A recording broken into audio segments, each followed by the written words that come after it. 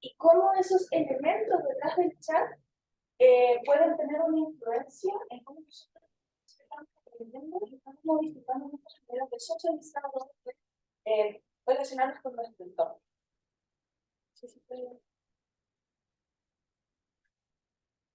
Entonces, por una parte, hay como grandes discusiones a nivel ético. Y está esta idea de lo emocionante y lo divertido que es el chat, sobre todo en la gente joven. Yo veo a mis estudiantes que lo usan para todo, así como me levanto en la mañana, no sé qué ponerme y te preguntan el chat. Y de hecho lo usan para los índices de sus trabajos, lo usan para corregir texto. Tengo también estudiantes de situación internacional que les cuesta mucho el español, también para que les revise el español o el inglés. Hay muchas cosas para las cuales es bastante útil. Pero también está el tema de lo imprevisto, el impacto, las consecuencias indeseadas, y yo creo que es lo que a todo el mundo le asusta, porque hay un tema con el chat que, al ser una tecnología emergente, en inteligencia artificial, existe este concepto de una tecnología emergente, que hace referencia a que hay cuestiones que van apareciendo a medida que nosotros vamos aplicando la tecnología que no tenemos completo, dentro de la cual no tenemos todo el control. No sabemos exactamente qué es lo que con qué se nos va a salir.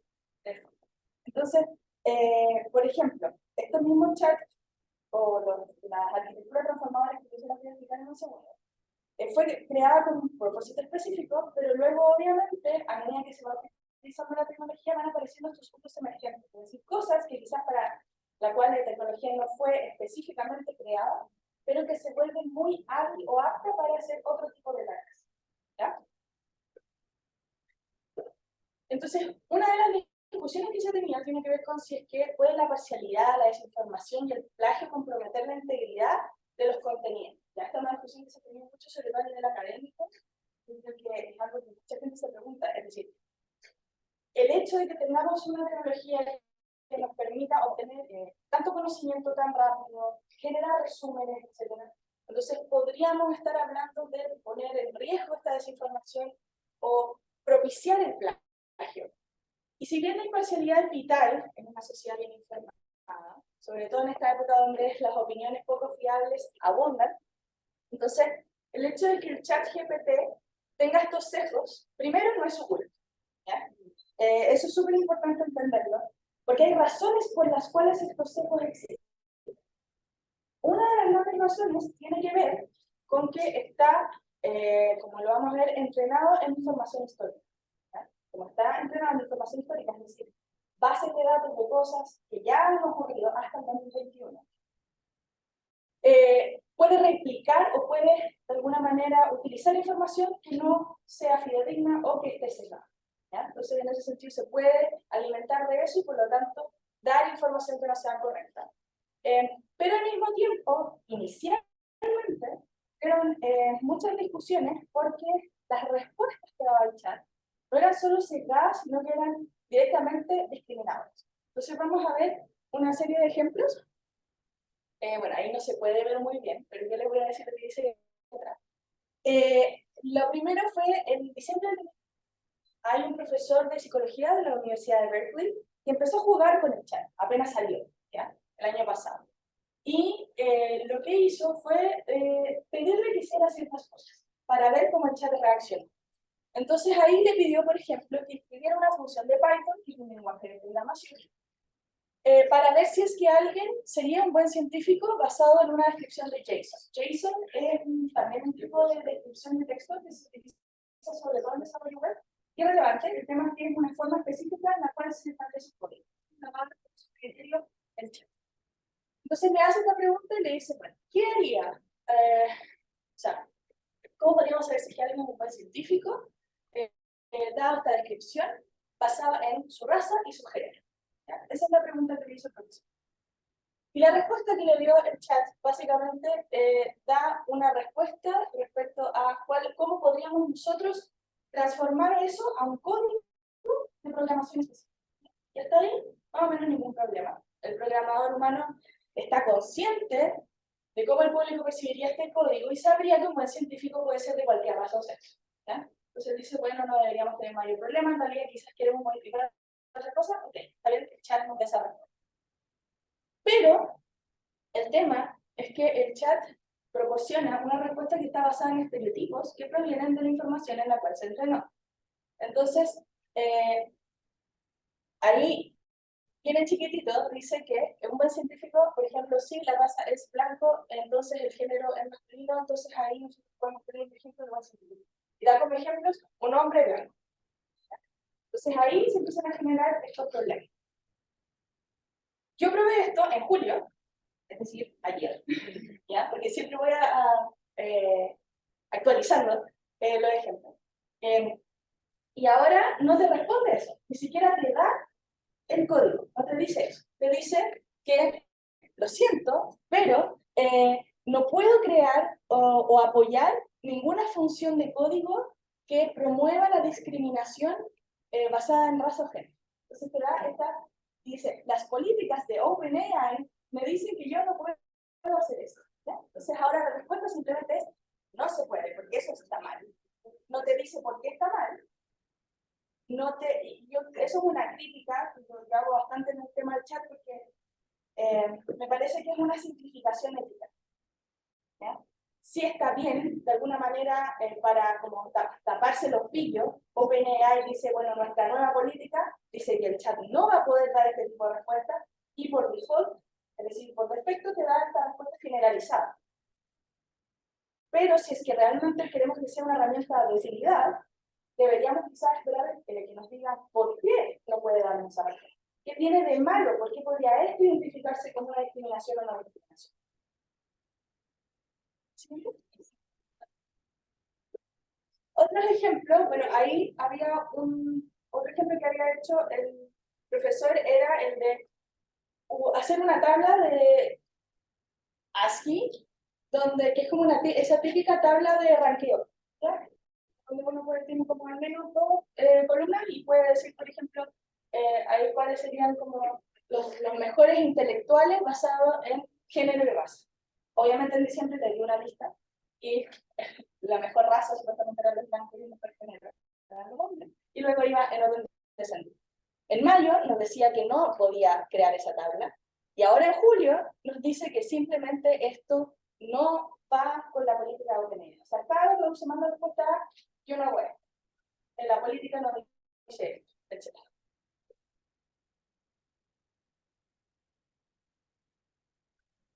Saltemos en eso porque bueno, eso es como más o menos con el chat, ¿ya? Esas interacciones, la gente se ha dedicado a probarlo, a decir que está mal, OpenAI reaccionó, y en este contexto, paralelo al desarrollo del GPT-3, que se hizo abierto al público, empezó el desarrollo del GPT-4, que fue abierto a principios de este año, que he tenido el placer de utilizar, porque es pagado, tiene una brecha. Y el chat GPT-4 es otra cosa. O sea, el chat GPT-3 es muy útil, es una herramienta, pero hasta cierto punto uno sigue sintiendo que tiene ciertas limitaciones. El chat GPT-4, literal, uno le da una foto de su refrigerador y te dice qué recetas puedes hacer con los ítems que están en tu refrigerador. Te resume artículos completos. Te hace un argumento de ese artículo.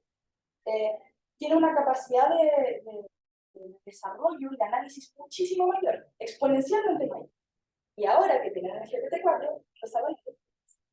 Entonces, todas las cuestiones que nosotros nos estamos preguntando, ¿deberíamos utilizar GPT-3 y dejar que, no sé, nuestros estudiantes, nosotros mismos lo usamos? O sea, esta discusión que uno está teniendo y estos tipos de OpenAI ya están haciendo la versión así.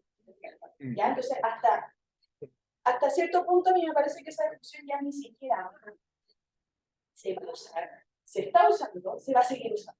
Ya hacemos, ya, acciones. Entonces, por ejemplo, hace poco también se testeó GPT-4. Ese gráfico que ustedes ven ahí es básicamente su rendimiento en pruebas estandarizadas de diferentes tipos de conocimiento, donde GPT-4 sacó puntaje máximo en casi todas las pruebas estandarizadas de todos los tipos de conocimiento generales como biología, química, física, matemática, lenguaje, historia, etc. Entonces, esta idea de la integridad de contenidos, por una parte, que es este debate que yo les decía, que más específicamente se preguntan, bueno, ¿será que yo tengo que poner que el chat es mi coautor? ¿Será que yo tengo que poner que lo utilicé? Y aquí también han habido estudios súper interesantes donde está también el prejuicio que nosotros tenemos respecto a ese uso. Exigimos que las cosas sean transparentes, pero no podemos evitar al mismo tiempo cuestionar a las personas que lo utilizan.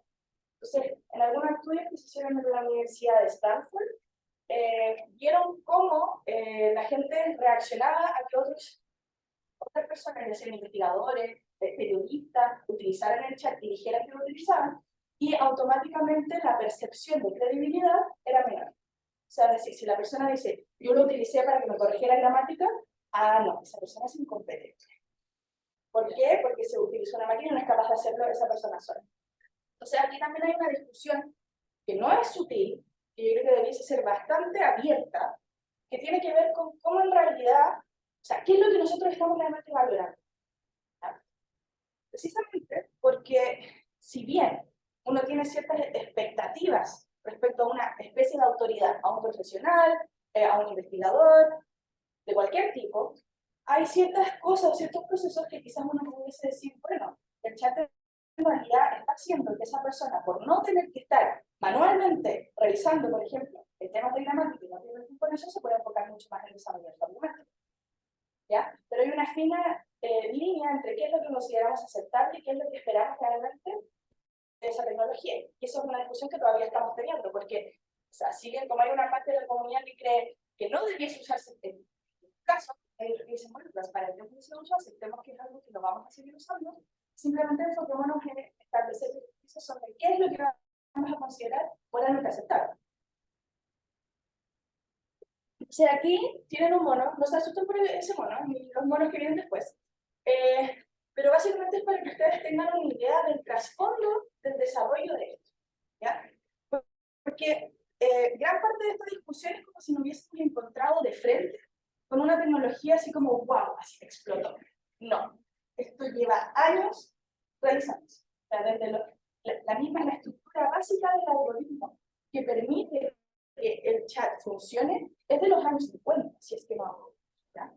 La gran diferencia es que no teníamos el poder de cómputo que tenemos ahora para poder llevarlo a hacer las cosas que te estamos pidiendo que haga ahora. Entonces pasa desde los word embeddings, que era como, se lo voy a explicar en un rato, a todas, fíjense, todas estas diferentes versiones que preceden al chat, hasta finalmente este instructor de GPT, que es el que lleva al chat GPT y al GPT-4 que conocemos en el día. Toda esta evolución de los modelos de lenguaje lleva años, décadas desarrollándose. Entonces no es algo que simplemente surgió de nada, sino que esto es algo que sabíamos que podía llegar a ocurrir. La gran diferencia, o el aspecto crucial que creo, fue que, a diferencia de ciertos esfuerzos académicos, que sea una herramienta abierta, porque los intereses monetarios llevaron a que esto fuese posible estar en empresas privadas, entonces esos intereses son los que levantaron ese desarrollo antes que esas otras iniciativas públicas. ¿Ya? ¿La anterior? ¿Ya? Entonces, ¿de dónde surge esto y cómo funciona esto detrás? El primer concepto y desde donde empieza el tema de los modelamientos del lenguaje, los grandes modelos del lenguaje, nace con esta idea de las word embeddings, o en español las incrustaciones de palabras.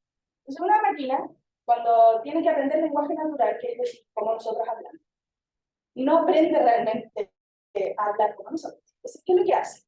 Los word embeddings son estas representaciones que aprende una máquina en el texto, ya que le asigna ciertos valores. Simplemente imagínense números, siempre son números, ¿ya? Entonces, lo que hace es establecer relaciones entre palabras que tienen algún concepto en común. Entonces, por ejemplo, hombre y mujer tienen cierta relación, están como en el mismo parámetro, pero hombre no es lo mismo que, no tiene la misma relación que tiene con reino como la tiene con reino, ¿ya? Entonces, los planos, o la manera de identificar esto, es que simplemente se muestra qué tan cercana o qué tipo de relación tiene una palabra con la otra, lo que le permite a la máquina establecer los criterios para poder identificar qué tipo de palabra es, en el sentido de la función que tiene, la función sintáctica que tiene una oración. Entonces lo aprende a través de números. A diferencia de nosotros, que el predicado y eso que uno pasa en el jardín, la básica, entonces la máquina lo aprende a través de estos números y esta, por así decirlo, una relación tangible. La distancia que hay, es decir, esa distancia que nosotros vemos visualmente, la máquina la ve con qué tan lejos está del 1, qué tan lejos está del 0,3, qué tan lejos, qué tan cerca está en relación a otro.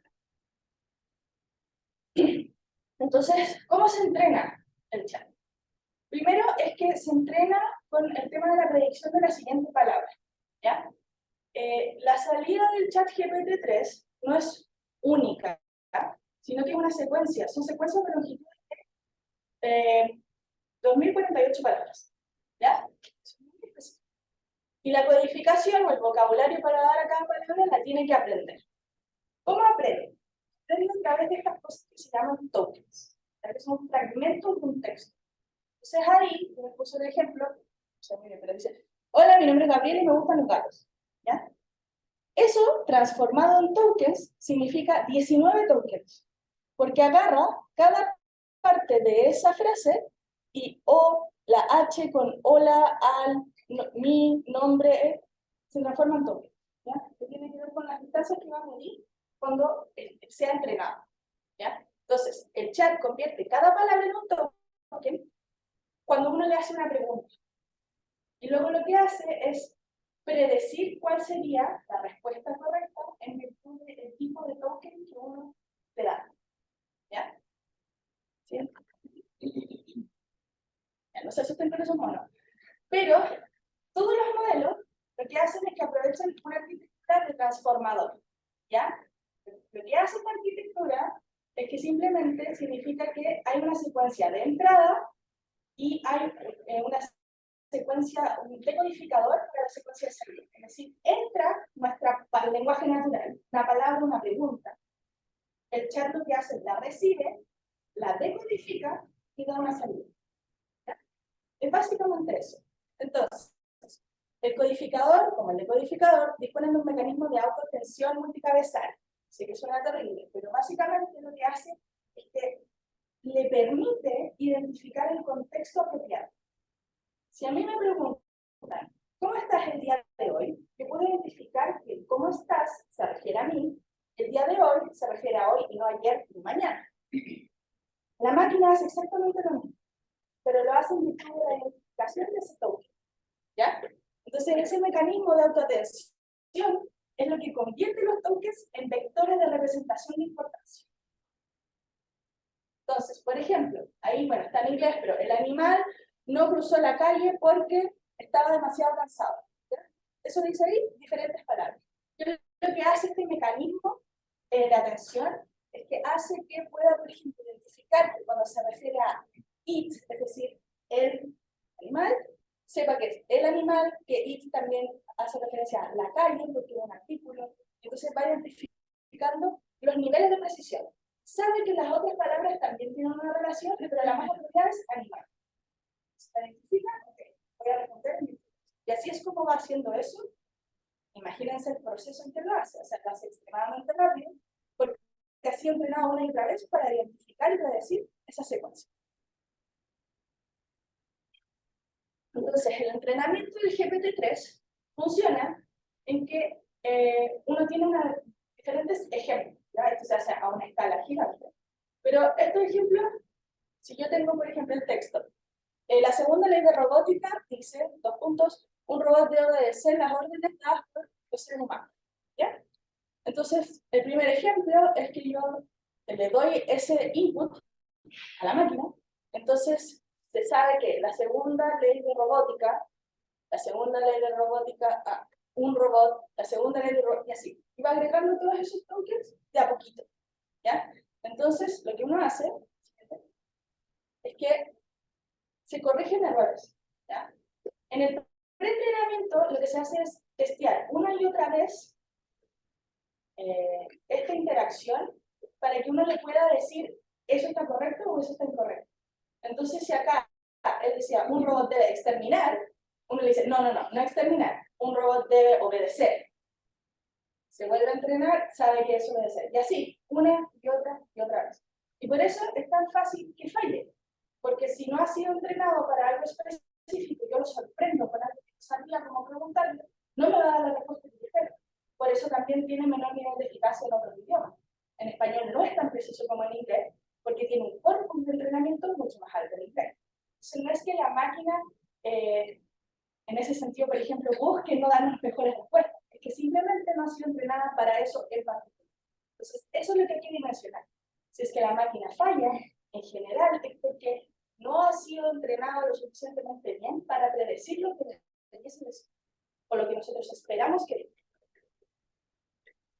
Entonces, finalmente, ahí están esos transformadores, están los decodificadores, y esas como líneas de 3 son los tokens. Entonces, cada vez que se emite un token, se añade la secuencia siguiente hasta que se llega a la respuesta que aparece en azul. Entonces, uno sabe que si uno le da un input, recoge esos inputs, los traduce, los decodifica, y entonces después espera que esa sea la respuesta correcta. Pero no sabía que se iba a ver tan chiquito acá en persona. Yo creo que los del Zoom lo ven espectacularmente bien. Sí. Pero estos son simplemente ejemplos, ¿ya? Ejemplos de cómo yo con un prompt, y ahora ya saben normalmente lo que pasa detrás, si yo le pregunto al chat, dame una idea para hacer una clase de biología, no es que el chat se le ocurra y esté como, no sé, buscando información, lo único que está haciendo es decir, yo sé, o sea, de alguna manera, que lo que está haciendo es tomar esos tokens de información, de palabras, ¿qué es lo que espera el humano que en el fondo yo lo entrené para hacer? Que le describa este tipo de actividad. Eso es lo que va a hacer. Va a describir la actividad y la diferencia está en que te pueda dar tipos de ejemplos según qué tan precisa sea tu pregunta. Pero es eso.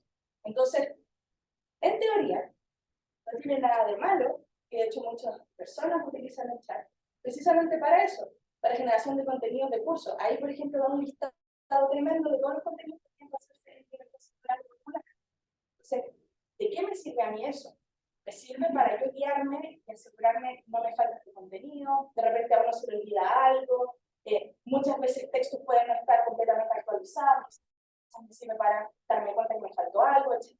Pero siempre ir chequeando cuáles son las posibilidades que tengo. Y ahí habían otros ejemplos de creación de actividades de clase, que los vamos a saltar porque no se ven muy bien, después igual van a tener acceso a las PPT. Entonces el enfoque de hoy es preguntarnos cómo aprendemos, ¿ya? Y en ese sentido, una de las grandes cosas que en general yo me planteo es evitar pensar en términos binarios de esta distopia tópica. O sea, aquí no se va a acabar el mundo por usar el chat, y tampoco se nos va a facilitar toda la asistencia por usar el chat. No hay ninguna de las dos. Es un intermedio.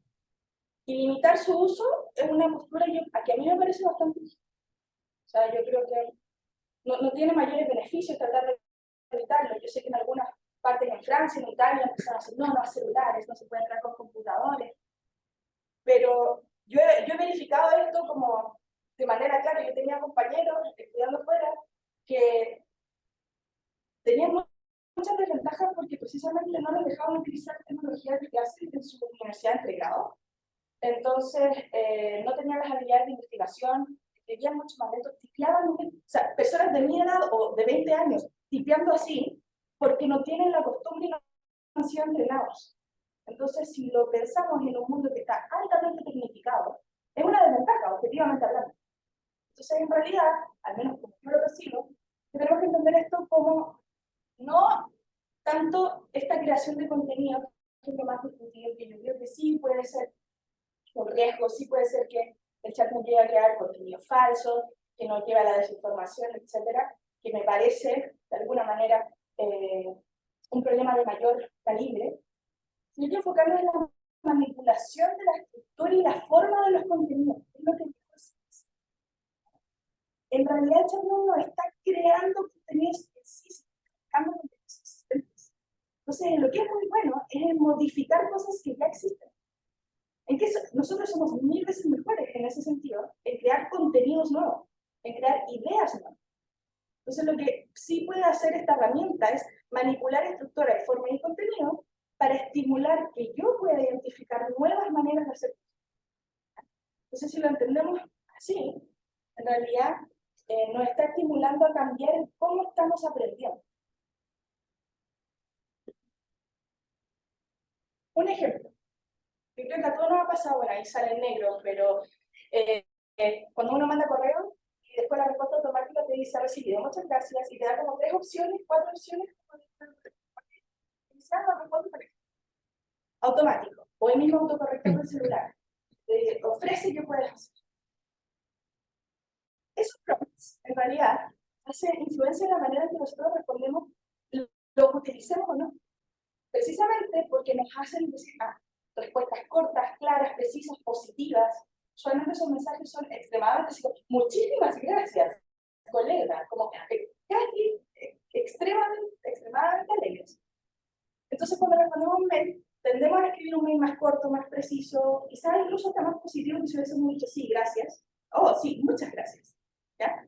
Entonces, ese tipo de interacciones lo que hace es que, lo que no debemos olvidar, es que nosotros como seres humanos no solo tenemos un afán por conocer, sino que nos vemos influenciados por todo lo que está a nuestro alrededor cuando queremos aprender algo nuevo o cuando estamos pensando en una solución.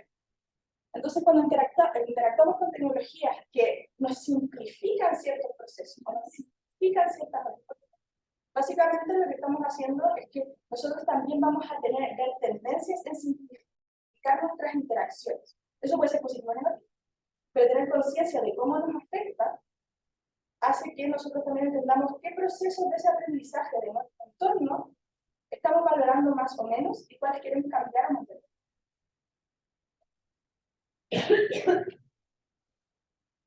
Entonces aquí, ya me voy a poner un poco más filosófica, pero hay una teoría en filosofía de las ciencias que la plantea Thomas Kuhn en su libro La estructura de las revoluciones científicas, que lo que hace es que básicamente habla del cambio de paradigma de la ciencia. Y cómo, en realidad, un cambio de paradigma se produce cuando un nuevo conjunto de supuestos y valores sustituye a lo que teníamos antes. ¿Ya? Piensen como las grandes revoluciones científicas, ¿no? Pensamos que, no sé, la física aristotélica, que era de objetos y relaciones, a la física newtoniana, que tenía mucho que ver como con las causalidades detrás de esas relaciones entre objetos, y así con una serie de cosas, ya que hemos ido descubriendo. Entonces, la teoría científica de antes y después de una revolución no es que se comparen de forma directa. Uno cuando habla de Einstein no es que diga, no, todos los que fueron hacia atrás de Einstein estaban equivocados. Uno no dice eso. Uno va sumando conocimiento encima, ¿cierto? Va acumulando. Entonces, este nuevo paradigma puede ser más completo o más sencillo, más útil para ciertos tipos de preguntas, para otras quizás no tanto, pero en sentido estricto, pues es objetivamente mejor para nuestra realidad. Por algo lo adoptamos. Entonces, con inteligencia artificial pasa que hay un cambio de paradigma sustancial en métodos, metas y expectativas en el ámbito científico.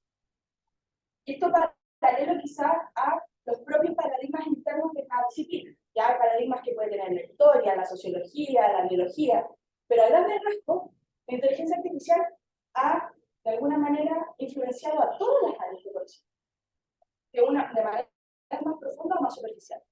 Entonces, este cambio de paradigma, que pasa de cómo entendíamos la inteligencia artificial inicialmente, que tenía que ver con conocimiento, con lógica, razonamiento, tenía mucho que ver con estructuras semánticas, era mucho más matemática.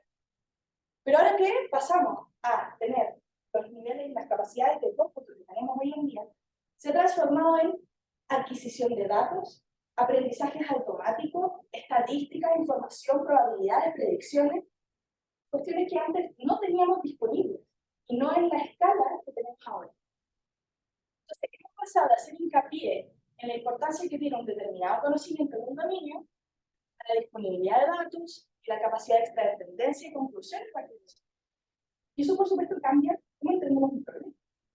Entonces, antes, si pensábamos que teníamos un problema en agricultura, en minería, en transporte, no pensábamos en predecir comportamiento. Pero ahora sí. No pensábamos en simular modelos de cómo la gente iba a reaccionar. Pero ahora sí. Y eso cambia cómo aprendemos sobre nuestro entorno, porque somos capaces de modelar cosas diferentes y de obtener o hacer inferencias desde datos que tenemos y que aprendemos. Entonces este cambio de paradigma es como repensar cómo aprender. Al menos como yo lo veo, tiene dos preguntas claves: el para qué y el cómo. El para qué tiene que ver con el propósito, ¿ya? ¿Para qué queremos predecir algo? Por mucho rato, estas como incipientes descubrimientos de inteligencia artificial era como el juguete nuevo. ¿Ya? Uno dice, no puedo creer que puedo hacer esto, hagamos. Y ahora nos encontramos con muchas nuevas cosas, y es como, ok, pero ¿para qué? ¿Ya? ¿Para qué quiero yo hacer eso? ¿Para qué? ¿Ya? Ese propósito inicial lo estamos recién moldeando ahora. ¿Cómo? Es la metodología. Y yo creo que cómo nosotros estamos repensando cómo aprender nos lleva quizá, y puede sonar contraintuitivo, pero al menos en mi percepción, de manera más cercana a esas verdades epistémicas, ese conocimiento y esa sabiduría inicial. ¿Ya? No podemos olvidar que desde la revolución industrial nuestros procesos se volvieron, por así decirlo, infértiles. ¿Ya?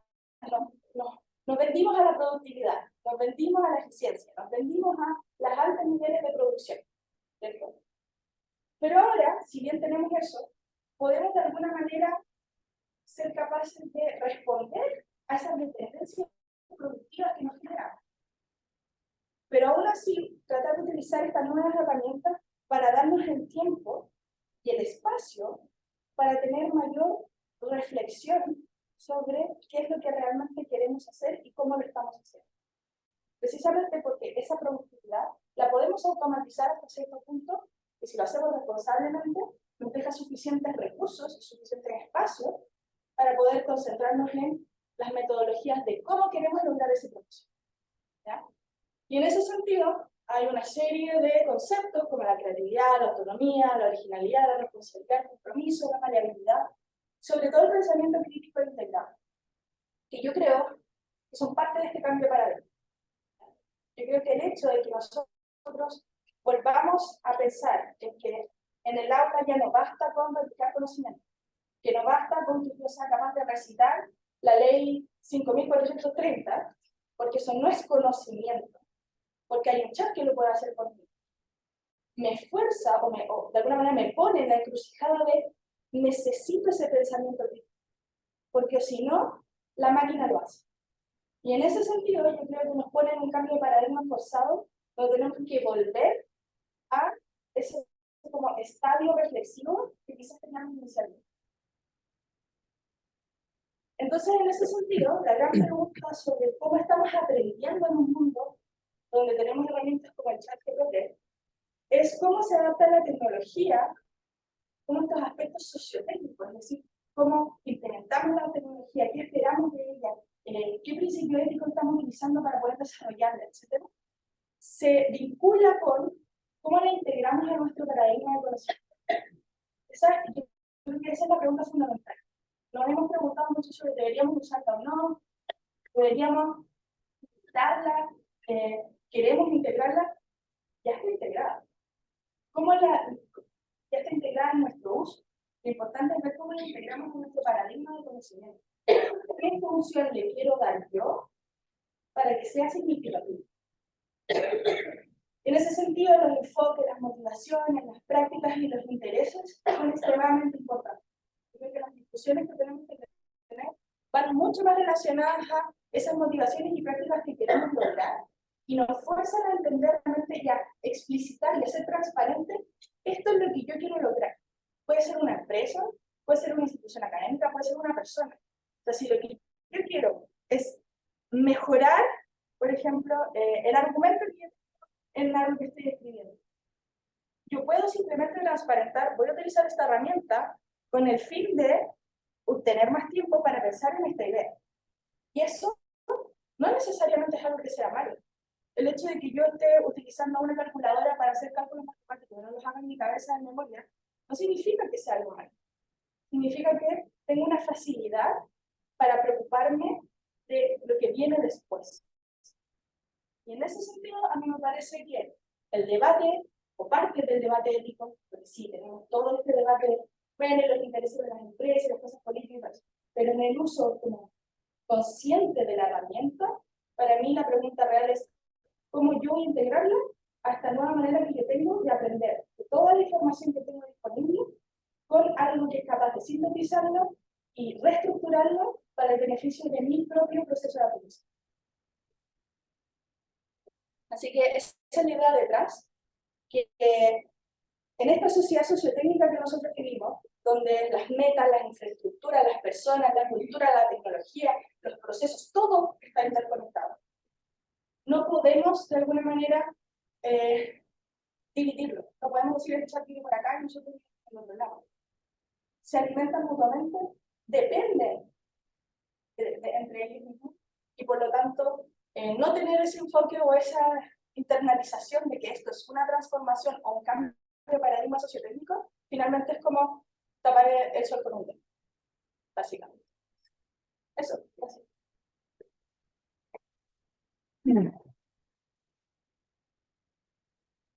Oye, le agradecemos a Gabriela por esta presentación. Quiero dejar, tenemos unos minutitos extras para algunas preguntas que quieran surgir del público presencial o del público que está aquí en Zoom. Así que dejo abierta la palabra si alguien quiere.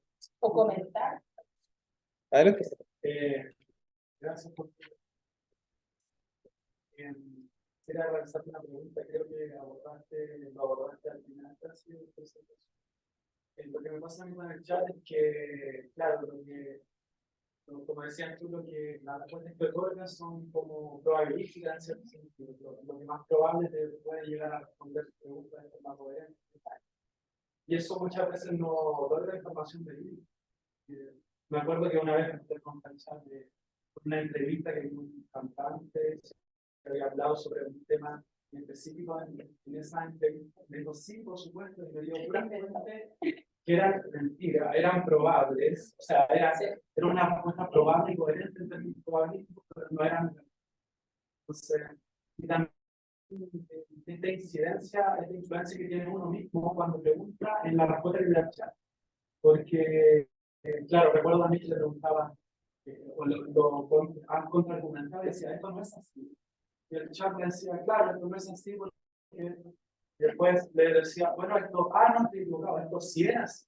Y dice, sí, claro, sí, entonces, o sea, al final era como un sesgo que tenía en la máquina. Entonces, lo que quería preguntarte es, uno como usuario, ¿cómo tiene que enfrentarse a partir de esa respuesta? ¿Cómo tiene que tomarlo? Primero, yo siento que uno no tiene que confiar en lo que te dice el chat. O sea, no tiene que confiar en la veracidad, en que lo que te va a decir es verídico. ¿Qué otras cuestiones uno tiene que tomar en consideración cuando uno, digamos, está enfrente de esta? Cuando lo ves, gracias. Mira, primero, este es mi lema así, por la vida, desconfianza ante todo. ¿Ya? Desconfianza ante todo porque literal, si yo estoy hablando contigo, o sea, no le estoy diciendo que sean desconfiados así como a morir, pero cuando se trata de algo que tiene que ver con buscar respuestas, porque al final cuando uno busca respuestas, o al menos una idea de verdad. Entonces esa búsqueda, cuando uno se enfrenta a una máquina, lo que primero uno tiene que hacer es, ok, si yo estoy buscando una respuesta, primero no confiar en que esa va a ser la única respuesta, ni la mejor. Usualmente el chat es muy bueno precisamente cuando se trata de abstractos.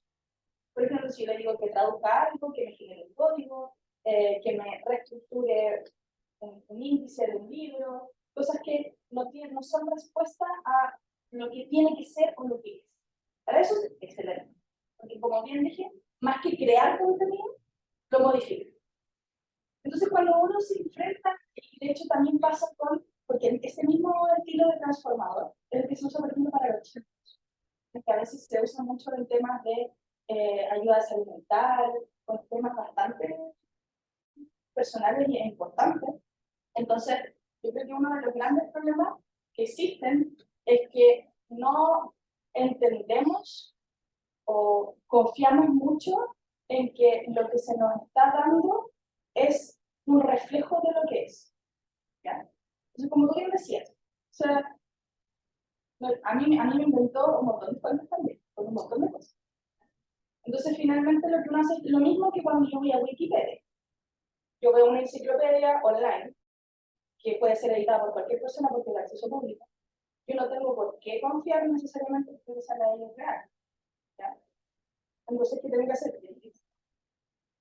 Pasa con algo tan simple como el hecho de que yo voy a una clase de algo, yo acá les puedo decir, no, es que en verdad los pollos no son amarillos, los pollos son naranjas. Y ustedes me van a creer, porque yo estoy aquí adelante, no, van a ir y van a tratar de decir, alguien tiene razón, que los pollos son amarillos. Eso precisamente tiene que ver con la construcción crítica del conocimiento, del aprendizaje. Entonces, toda tecnología que depende de masividad de datos, de interacciones abiertas entre usuarios, tiene que ser verificado 2, 3 o 4 veces. Y usualmente, lo que al menos yo le explico también a mis papás, porque mis papás como que se pueden creer cualquier noticia falsa porque creen que sale un teoría, sale un teoría, no sé qué. Entonces, yo creo que el gran tema acá tiene que ver con tener la capacidad de desconfiar sanamente. Entonces, da lo mismo, incluso, no sé, yo creo que va hasta entre las relaciones interpersonales. Hay una opacidad, es decir, yo no tengo total transparencia sobre lo que una persona hace o no hace, sobre si esto es verídico o no es verídico, así mismo como yo ya ni siquiera, o sea, yo tengo las noticias y yo tengo que están diciendo que hay alguna, no sé cuál es tendenciosa, ¿ya? Entonces, simplemente lo que hago es comparar fuentes, comparar al mismo chat que pedí, una misma pregunta varias veces formulada de manera diferente y clara. Entonces, en que se fijó, esto también es un proceso de, como de ensayo y error.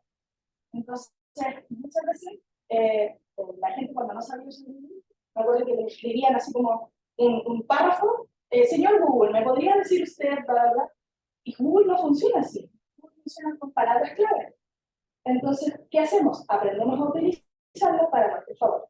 Con el chat es lo mismo. El chat va a ir evolucionando y va a ir mejorando la capacidad que tiene para procesar esos prompts.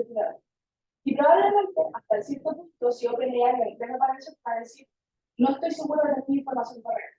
Puedes repetir, sería lo más coherente. Pero eso va a ir pasando en el que se va a entregar.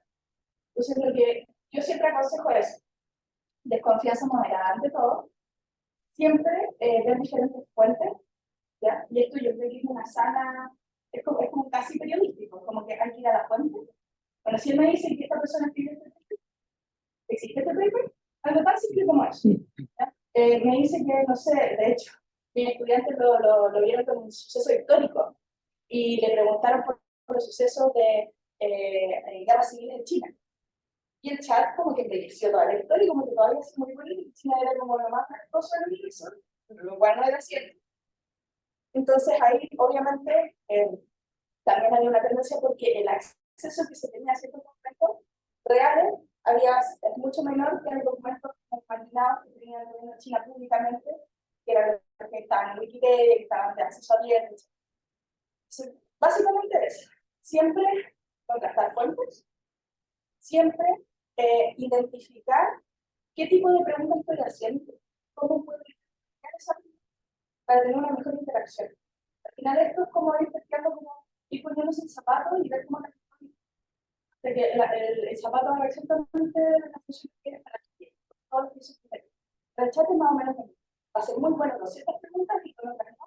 Entonces tú tienes que buscar la manera de adecuarlo para que otras preguntas, si es que no lo haces correctamente, debes ver cómo verificar si es que eso efectivamente ha sido. Súper. ¿Alguna otra pregunta? ¿Una pregunta más? Sí. Estos modelos son buenos a nivel sintáctico. ¿Sabes? Pues que ya tengo intención en este campo de los modelos de lenguaje de dar el paso a los semánticos y modelos semánticos. Sí, eso es más complicado, básicamente porque requiere como un nivel de abstracción mucho mayor. Ambiciones hay. Créeme que no cabe duda. Y de hecho, parte de esas ambiciones son son contenido de la discusión sobre cómo en realidad vamos a ir generando inteligencias artificiales generales. ¿Ya? Tener la capacidad de poder mostrar intención, de poder reflejar como algunas ideas más abstractas o de emocionales o cosas así, que son parte de esa misma semántica que nos puede dar en el texto, más allá de la estructura de una oración. Yo creo como es uno de los fines que tienen investigadores que quieren desarrollar modelos de lenguaje que sean capaces de replicar auténticamente el lenguaje natural, no a través de predicciones, sino a través de generación. Esfuerzos existentes. Hay personas que creen que no debiesen seguir esos esfuerzos, hay personas que creen que sí, porque hay que probar si se puede, a qué nos puede llevar, quizá nos puede llevar a entender algo diferente de nuestro propio lenguaje, etc. Pero sí, yo soy fan de la moderación. Yo en ese sentido creo que primero deberíamos entender qué es lo que ya tenemos, que es mucho, y recién dar el pasito a ver a dónde más nos puede ir. Pero claramente esas no son aplicaciones de las grandes empresas, así que probablemente no nos traería hace 5 años más como modelos de lenguaje mucho más avanzados que sean capaces de hacer eso y quizás. Una persona no es moderada, ya sé lo que él quiere o se demanda, y puede hacer cualquier cosa. Ese es el peligro. Sí, de hecho, es difícil muchas veces estar El control hasta dónde.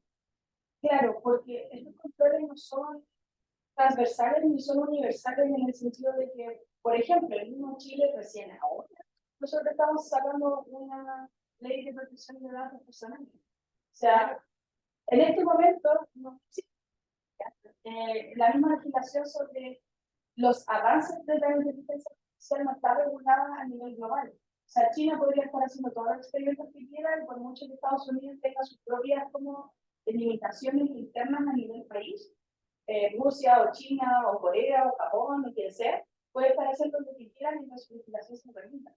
Entonces, lo que se está hablando ahora, o al menos lo que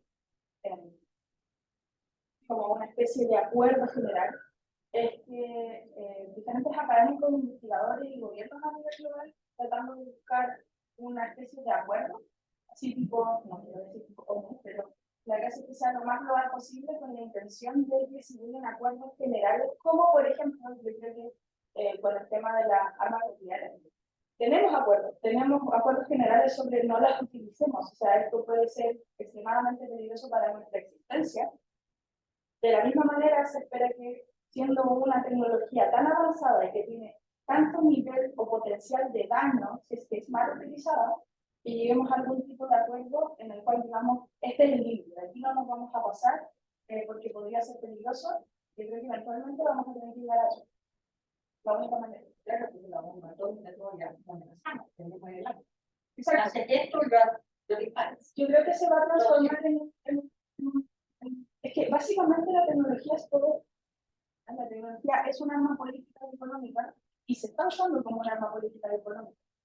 Entonces, hasta cierto punto, yo creo que si bien tiene muchos beneficios, porque me decía la otra escala de la discusión, que como todo lo que hacemos los humanos, el vicio corrompe y ese vicio que corrompe puede llevar a manipular algo que puede significar el que encontremos una cura para enfermedades que pensábamos incurables, como puede ser el uso de esa tecnología, pero al mismo tiempo puede significar destruir un país completo. Porque nosotros tenemos el bien y el mal. Alimentar a lo bueno. Claro, me voy a comprar. Sí. Así que, bueno, por eso es tan importante discutir de manera ética, pero no a los posibles de ética a los diputados, sino que efectivamente, o sea, ¿qué hacemos? ¿Cómo lo hacemos? Pensar críticamente. Aplicar. Sin perjudicar a nadie. Yo me quedé con una duda con respecto a la pregunta, porque tú dices como que recién ahora la reflexión de temporalidad, o sea, porque cuando la plataforma salió con el fin, aparte de como la que tener toda la información de acceso a todo el mundo, bueno, que sabemos que hay otras que no aceptan mucho pagada. Porque por ese lado, como que para qué nos pareciera muy claro, puesto de que diferentes cosas que componen. Yo nunca, la verdad, he hecho eso, pero sí hay mucha gente que ha hecho desde ponerle compone una canción para cumpleaños hasta compone, hasta ya como hago metodológicamente nuclear. O sea, cosas desde muy triviales hasta cosas de temas de para qué. Y creo que si eso no se cuestiona desde el principio es muy difícil haberlo marco. Y lo segundo es, porque yo había entendido, no sé si si será cierto o no, que se está discutiendo en que se podía empezar a usar para darle un buen uso, como, por ejemplo, desarrollando proyectos, tesis, que sí, como para ser más transparente, y yo ocupé la plataforma para eso. Pero ahora con lo que tú vas diciendo, en la forma en que iban cada determinado tiempo reestructurar, lo mismo que tú nos ibas mostrando en mayo, me dijo esto, yo me dijo esto, hacer una fuente viable de colocar en un trabajo investigativo. Usualmente en esos casos también hay una cosa que se llama the waiver machine, que es un recurso que se utiliza mucho en programación. Entonces, lo que uno hace es que usualmente dice cuándo se accedió y saca alguna especie de evidencia, saca una captura de pantalla o algo que te diga exactamente la información que utilizaste de ese momento y reflejar que en ese momento eso era lo que se hizo o lo que no se hizo. Es la única manera de que pueda hacerlo precisamente porque se está constantemente actualizando. Y lo otro que tenía que ver con el para qué, o sea, básicamente lo soltaron porque necesitan mayor entrenamiento, a mayor entrenamiento, mayor lucratividad, y eso también les permite seguir entrenando los modelos que realmente quieren hacer, que son los modelos cototos, o sea, los modelos que no van a permitir hacer inferencia y desarrollo nunca antes pensado. Entonces, la idea de OpenAI inicialmente era hacerlo abierto al público, y eso es lo que le permitió, y de hecho, cuando lo liberaron, si te fijas, había tantos problemas éticos que después fácilmente lo tradujeron a una política general de esto no se habla, pero justamente lo que quieren es que mientras más gente usa eso, más pueden entrenar el modelo. Entonces, básicamente es eso, cuando tú lo haces abierto, te permite mejorar la herramienta para hacerla más precisa, y mientras más gente de diferentes idiomas interactúe, mejor es para el modelo para hacer más. O sea, como que fue un ensayo universal que iba mejorando la plataforma de manera fácil de aceptar, no es porque fuera algo acabado. Y cuando uno hace los paralelos en broma con Gran Hermano, o sea, hasta cierto punto están manipulando las interacciones, como lo hicieron con Cambridge Analytica, como lo hacen a través de Twitter, como lo hacen a través de una serie de otras cosas. Pues es tan importante tener una conciencia sobre cómo afecta nuestro aprendizaje, sobre cómo el que nos muestre un contenido sobre otro no es simplemente que nos estén personalizando algo, significa que nos están tratando de hacer priorizar ciertas cosas por sobre otras, y uno involuntariamente, por nuestra naturaleza cognitiva, por cómo aprendemos con nuestra psicología, vamos a empezar a hablar más de ese tema, voy a pensar en comprarme esto, voy a discutirlo con otra persona, y ahí se empieza a generar ese vínculo de dependencia. Tú dices que está abierto. Abierto. En cuanto a empieza la data. No. ¿De dónde sale todo el dato? No. OpenAI lo que hace es que básicamente utilizar bases de datos que existían, como por ejemplo de Wikipedia, de Google, como de grandes bases de datos a las que tenían acceso, y en virtud de eso entrenaron el modelo. Pero todo lo que tiene que ver con los datos y modelamientos que ellos tienen, estos no son abiertos, ellos son de propiedad de OpenAI y solo los maneja OpenAI. Porque, por ejemplo,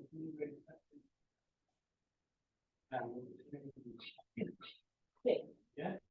Y claramente entonces ahí exactamente la manipulación del gobierno como chino, entregar información Es que juvenil. el gran tema con eso es que, de hecho, yo estuve estudiando con mis estudiantes, para dar unas, el crédito social chino, que es como esta app que ellos utilizaban para medir el comportamiento de personas, y no sé, te ponían una nota de 1 a 5, no es así, pero para el ejemplo, 1 a 5 según qué dan a ti para tu cuenta, si te usaban la calle, una serie de cosas, todo comportamiento como ciudadanos, y ellos después te podían manejar de usar el tren, de tomar un avión, según qué tan bien te comportabas. Ya, de hecho, eso existe y todavía se hace. El tema con eso es que había un informe que estaba abierto en una base de datos de acceso a la información, que yo lo saqué en enero y ya lo hice. Fue borrado. ¿Sabemos por qué? Entonces, justamente lo que hace es que si tú tendrías en esa base de datos abierta, es que si hay alguna institución o algún gobierno que busca activamente eliminar esa información, no va a estar disponible. Eso tiene que ser.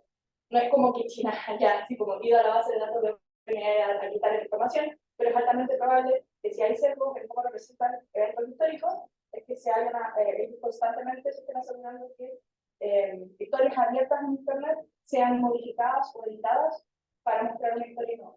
También pasa con Corea del Norte. Súper. Muchas gracias, le damos la gracia, le repetimos el aplauso a Gabriela. Ay, gracias. Muchas gracias por habernos acompañado hoy día. Y esperamos que hayan disfrutado. Ojalá estén atentos porque próximamente se vienen más cosas. Estar atentos, son todos bienvenidos a la pastoral. Así que gracias por su presencia. Gracias.